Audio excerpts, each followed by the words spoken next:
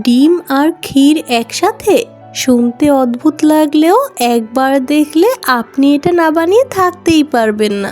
আসসালামু আলাইকুম everyone, welcome back my channel sisters diaries. আপনি যদি ডিম ভালোবাসেন তাহলে এই ভিডিও স্কিপ করা আপনার পক্ষে অসম্ভব। সিদ্ধ ডিমের মালাই ক্ষীর, একদম নতুন টেস্ট। চলুন তাহলে শুরু করা যাক। এখানে আগে থেকেই আমি দুটো ডিম সেদ্ধ করে নিয়েছি। এবার ডিম দুটোকে একটা গ্রেটারের সাহায্যে ভালো করে গ্রেট করে নিব।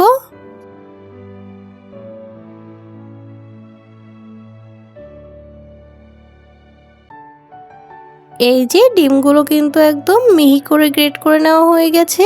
এবার মূল রান্নায় চলে যাব। চুলায় একটা প্যান বসিয়ে তার মধ্যে দিয়ে দিচ্ছি 250 ml লিকুইড দুধ।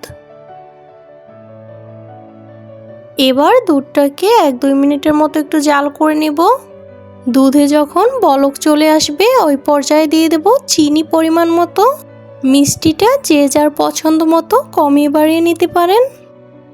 দিয়ে দিচ্ছি সামান্য একটু লবণ। যে কোনো মিষ্টি জিনিসে কিন্তু সামান্য একটু লবণ দিলে মিষ্টির ব্যালেন্সটা খুবই ভালো আসে। আরও দিয়ে দিচ্ছি সামান্য একটু এলাচ গুঁড়ো, 1 চা চামচ গুঁড়ো দুধ।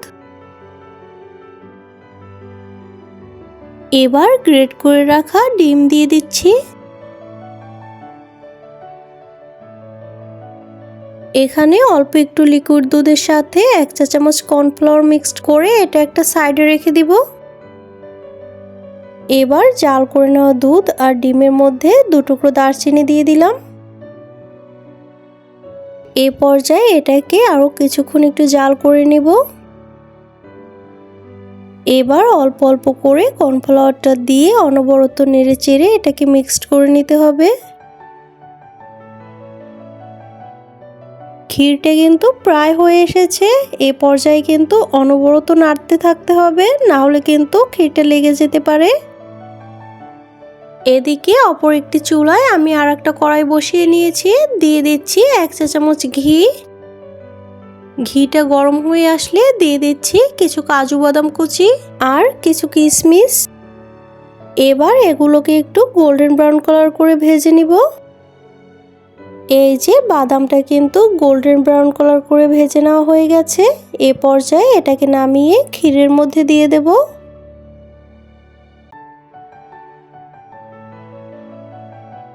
এবার বাদামটাকে ভালো করে ক্ষীরের সাথে মিক্সড করে নেব। মিক্সড করা হয়ে গেলে ক্ষীরটাকে আরও 2-3 মিনিট জাল করে নিব। এই যে মালাই ক্ষীরটা কিন্তু একদম রেডি হয়ে গেছে। এ পর্যায়ে এটাকে চুলা থেকে নামিয়ে পরিবেশন করে দেখাচ্ছি।